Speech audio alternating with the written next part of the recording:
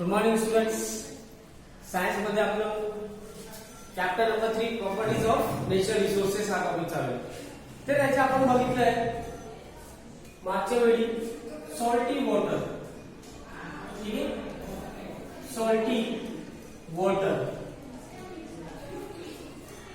Water मध्ये जर सॉल्टची quantity जास्त झाली तर त्याची डेन्सिटी वाढते. ठीक आहे, आता आपल्याला पुढची जी प्रॉपर्टी आहे तर पुढे तुम्ही हे सांगू शकत नाही आपण की प्रॉपर्टी नाही, तुम्हाला काहीतरी पॉइंट्स दिलेले, ते पॉइंट तुम्हाला किंवा डेफिनेशन आपण बघू. तर आपलं टॉपिक आहे असं की सम डेफिनेशन. समजा सब डेफिनेशन. ठीक आहे, त्याच्यात नंबर 1 आहे सॉल्यूट. ठीक आहे, सॉल्यूट. आता सॉल्यूट म्हणजे काय? सॉल्यूट आहे, सॉल्व्हंट आहे आणि सॉल्युशन असे आपल्याला 3 डेफिनेशन बघायचे. तर सॉल्यूट म्हणजे काय? समजा आपण एक साधे एक्झाम्पल घेतो की आपण एक ग्लास घेतलाय. ठीक आहे, आणि ग्लास मध्ये आपल्याला घ्यायचंय वॉटर. इथे आपण घेतलेले वॉटर आणि या वॉटर मध्ये आपण काय टाकणार आहोत? शुगर. ठीक आहे, आपण टाकलेलं आहे शुगर. तर आता समजा की हा सोल्युशन मध्ये आपण हा जो शुगर टाकलेला आहे, ही शुगर काय आहे? सॉल्यूट. शुगर आपण काय म्हणणार आहोत? सॉल्यूट. म्हणजे असे पदार्थ की जो आपण वॉटर मध्ये किंवा सॉल्व्हंट मध्ये आपण डिझॉल्व करणार आहोत, त्याला आपण काय म्हणणार आहोत? सॉल्यूट. आणि इथे वॉटर काय आहे? Water is a solvent. ठीक आहे, water is a universal solvent. तर हा जो आपण याची डेफिनेशन आपल्याला फक्त लिहायचे. तर डेफिनेशन आपण काय लिहू शकतो की the substance which is dissolved in the solvent is called as solute. तर मग डेफिनेशन काय? The substance which is dissolved in the water or solvent is called solute. ठीक आहे, तर डेफिनेशन कळाली सॉल्यूट म्हणजे काय. अजून आपण काय घेऊ शकतो? इथे शुगर आहे, आपण अजून काय घेऊ शकतो? सॉल्ट. ठीक आहे, ही सॉल्ट पण काय राहील इथं? सॉल्यूट. ठीक आहे, अजून आपण घेतलं समजा लेमन. आपण लेमन टाकलेले आहे तर लेमन पण काय राहील इथे? सॉल्यूट. ठीक आहे, हे पण काय आहे? Solute. It is a liquid form but it is also solute. ठीक आहे, बाकीचे जे आहे सॉलिड आहे, सॉलिड फॉर्म मध्ये आहे. तर आपण एक्झाम्पल मध्ये काय लिहू शकतात आता? तर एक्झाम्पल आपल्याला लिहायचं आहे. आपण जे घेतलेलं आहे शुगर, सॉल्ट, ठीक आहे, लेमन आणि एक्सेट्रा असे भरपूर टाईपचे आहे. ठीक आहे, ही झाली डेफिनेशन ऑफ सॉल्यूट. आता याच्यानंतर आपण बघणार आहोत डेफिनेशन ऑफ सॉल्व्हंट. ठीक आहे, पुढचा आपला पॉइंट आहे नंबर 2 सॉल्व्हंट. ठीक आहे, सॉल्व्हंट. आता सॉल्व्हंट आपल्याला माहिती आहे, आपण बघितलंय. जर समजा आपण एखादा सॉल्यूट घेतलं, सॉल्यूटला आपण डिझॉल्व केलं, जो पदार्थ मध्ये आपण डिझॉल्व केलेले, समजा इथं आपण वॉटर घेतलेले, वॉटर मध्ये आपण त्याला डिझॉल्व केलं म्हणजे त्याला काय म्हणणार आहोत आपण? सॉल्व्हंट. ठीक आहे, आता बघा आपण सॉल्व्हंट डेफिनेशन कशा काढू शकता की the substance in which solute is dissolved is called as solvent. ठीक आहे, फॉर एक्झाम्पल आपण इथे घेतलेले वॉटर. आपण सॉल्व्हंटच्या जागेवर वॉटर घेऊ शकतात, अल्कोहोल घेऊ शकतात, डिफरंट टाइपचे सॉल्व्हंट आहेत. ठीक आहे, तर मग डेफिनेशन आपण काय लिहू शकतात? सॉल्व्हंटची डेफिनेशन काय होऊ शकतो की the substance in which solute is dissolved or dissolves is called as solvent. ठीक है, is called as solvent. ठीक है, एग्जाम्पल आपण काय लिहू शकता? इथे आपण घेतले एक्झाम्पल वॉटर. आणि water is a universal solvent. ठीक आहे, वॉटर डिफरंट टाइपची फॅक्टरीज, मेडिसिनल जी फॅक्टरीज आहे, फार्मास्युटिकल कंपनीज आहेत, तिथे दवा वगैरे किंवा औषध वगैरे तयार करण्यासाठी किंवा केमिकल रिएक्शन करण्यासाठी water as a solvent use होतो.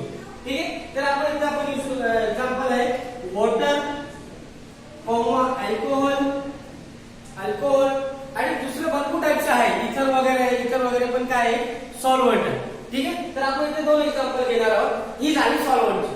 ठीक आहे, दोन टॉपिक झाले आपलं, एक सॉल्व्हेंट दुसरा सॉल्व्हंट. ठीक आहे. आता त्याच्यानंतर आपण तिसरा नंबर पॉइंट आहे, पॉइंट नंबर 3. पॉइंट नंबर 3 आहे आपलं सॉल्युशन. ठीक आहे. तर मग आता सॉल्युशन म्हणजे काय? सॉल्युशन आपण कोणाला म्हणू शकतो? ठीक आहे, सॉल्युशन.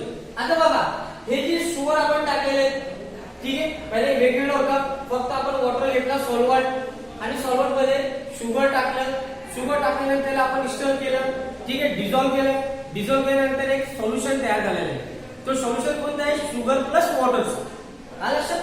आपण इथे डिफरंट टाईपचे यूज करू शकता. शुगर प्लस सॉल्ट घेतला आपण, ठीक आहे, सॉल्ट, आणि त्याला डिझॉल्व्ह केला कशामध्ये? Dissolve in the water. ठीक आहे, म्हणजे सॉल्यूट, हे दोघं सॉल्यूट घेतलं आणि त्याचे डिझॉल्व्ह केला कशामध्ये? इथे आपण घेतलंय वॉटर, वॉटर मध्ये डिझॉल्व्ह केला म्हणजे सॉल्व्हंट मध्ये. तर आपल्याला काय मिळणार इथं? हा जो वॉटर आहे, वॉटर काय आहे? सॉल्व्हंट. ठीक आहे, मग आपल्याला काय मिळेल इथं? सॉल्युशन. ठीक आहे. तर मग डेफिनेशन आपण काय काढू शकता? डेफिनेशन आपण हे काढू शकता की वेन सॉल्यूट, वेन हे काय? सॉल्यूट्स. ठीक आहे, when solute dissolve in the solvent to form solution. लक्षात? सॉल्यूट सॉल्व्हंट मध्ये डिझॉल्व होणार आणि मग एक सोल्युशन तयार होणार. ठीक आहे. तर मग डेफिनेशन आपण सोल्युशनची काय लिहू शकतात की the solute dissolve in the solvent to form a solution. ठीक आहे, टू फॉर्म अ सोल्युशन. आता बघा, ही सोल्युशनची आपण भरपूर एक्झाम्पल लिहू शकता. समजा आपण वॉटर, शुगर प्लस वॉटर आणि शुगर प्लस सॉल्ट आणि वॉटर घेतला तर सोल्युशन तयार होणार आहे. ठीक आहे. अजून आपण त्याला काय सिंपल आपण भाषेत आपण काय लिहू शकतात? एक्झाम्पल शरबत. ठीक आहे, आपण घरी शरबत बनवतात, ठीक आहे, लेमन, सॉल्ट आणि शुगर वगैरे टाकून काहीतरी आपण फ्लेवर पण टाकतोय. ठीक आहे. अजून दुसरं आपण एक्झाम्पल काय घेऊ शकतात? Cold drinks. ठीक आहे, कोल्ड ड्रिंक्स म्हणजे कोल्ड ड्रिंक पेप्सी आहे, कोका कोला आहे, स्प्राइट आहे, हे पण काय एक सोल्युशन आहे. त्याच्यामध्ये गॅसेस डिझॉल्व आहे, ठीक आहे, वॉटर शुगर डिझॉल्व आहे, फ्लेवर डिझॉल्व आहे, म्हणून आणि सॉल्ट मध्ये डिझॉल्व करून एक सोल्युशन तयार केलेलं आहे. तर हे काय आहे? कोल्ड ड्रिंक्स पण एक एक्झाम्पल ऑफ सोल्युशन आहे. असे भरपूर टाईपचे. अजून एक आपण एक्झाम्पल घेऊ शकतो टी. ठीक आहे, टी आपण चहा दररोज यूज करतो, सकाळी संध्याकाळी आपण चहा पितो, पण चहा पण काय एक सोल्युशन आहे, कारण की त्याच्यामध्ये सॉल्यूट डिझॉल्व आहे. कोणतं सॉल्यूट आहे? त्याच्यामध्ये शुगर आहे, ठीक आहे, चहा पत्ती आहे, ठीक आहे, आपण त्याच्यामध्ये डिझॉल्व केलं सॉल्व्हंट मध्ये. सॉल्व्हंट काय घेतलं आपण? तिथे वॉटर घेतलं आणि ते डिझॉल्व करून आपण मग काय तयार केलं? चहा. म्हणजे चहा काय झाली? सोल्युशन. असे डिफरंट टाईपचे सोल्युशनची एक्झाम्पल्स आहेत. अजून त्याच्यानंतर आपण हा जो वॉटर टॉपिक आहे इथे आपण बघितलं डेफिनेशन. ठीक आहे. त्याच्यानंतर आपण बघू युजेस ऑफ वॉटर. एक छोटासा पॉइंट आहे आणि सोपी आहे पॉइंट, युजेस ऑफ वॉटर. आता आपण घरी जे यूज करतोय वॉटरचे जे युजेस आहेत ते आपल्याला सर्वांना माहित आहे. ठीक आहे. आपण इथे सिंपल युजेस पण लिहू शकतात. ठीक आहे, आणि बुक मध्ये दिले ते पण लिहू शकतो, पण आपण आपली भाषात लिहायचे किंवा आपली सिंपल लँग्वेज मध्ये आपल्याला युजेस लिहायचे. तर मग आपण पुढचा पॉइंट आहे युजेस ऑफ वॉटर. ठीक आहे, युजेस ऑफ वॉटर. सर्वात पहिले आपण काय लिहू शकता? एकदम सोपी लँग्वेज मध्ये आपल्याला लिहायचे. तर आता आपण ड्रिंक करण्यासाठी आपण वॉटर यूज करतो. तर सर्वात पहिले आपण हे लिहू, water is useful for drinking. ठीक आहे, ड्रिंकिंग पर्पसेस किंवा ड्रिंक करण्यासाठी आपण वॉटर यूज करतो. अजून दुसरं आपण वॉटर कशासाठी यूज करतोय? It is useful for bathing and washing.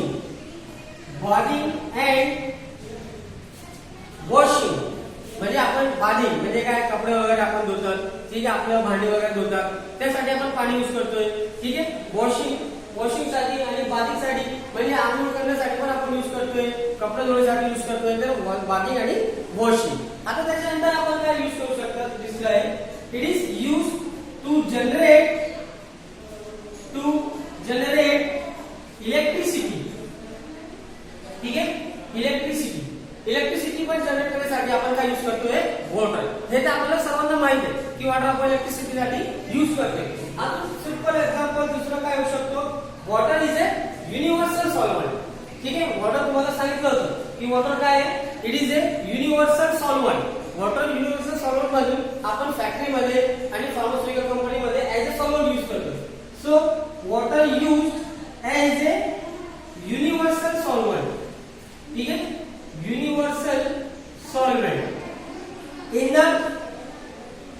Factories आणि फॅक्टरी आणि एक्सेट्रा एक्सेट्रा. ठीक आहे, फॅक्टरी मध्ये पण आपण यूज करतो. त्यानंतर आपण दुसरं आहे वॉटर इन द वॉटर. आता बघा आपल्याला हेच माहित आहे की वॉटर आपण कशासाठी यूज करतो, पण वॉटरचा भरपूर यूज आपल्या बॉडीमध्ये आहे. ते कुठे यूज करू शकतात, आपला जो डायजेस्टिव्ह सिस्टीम आहे, डायजेस्टिव्ह सिस्टीम मध्ये पण वॉटरचा यूज होतो. ठीक आहे, तिथे पण ऍज अ सॉल्व्हंट यूज होतो. जर आपण वॉटर नाही घेतलं तर डायजेशन मध्ये आपल्याला प्रॉब्लेम होऊ शकतात. ठीक आहे, तर मग अजून एक यूज आहे की water use in the digestive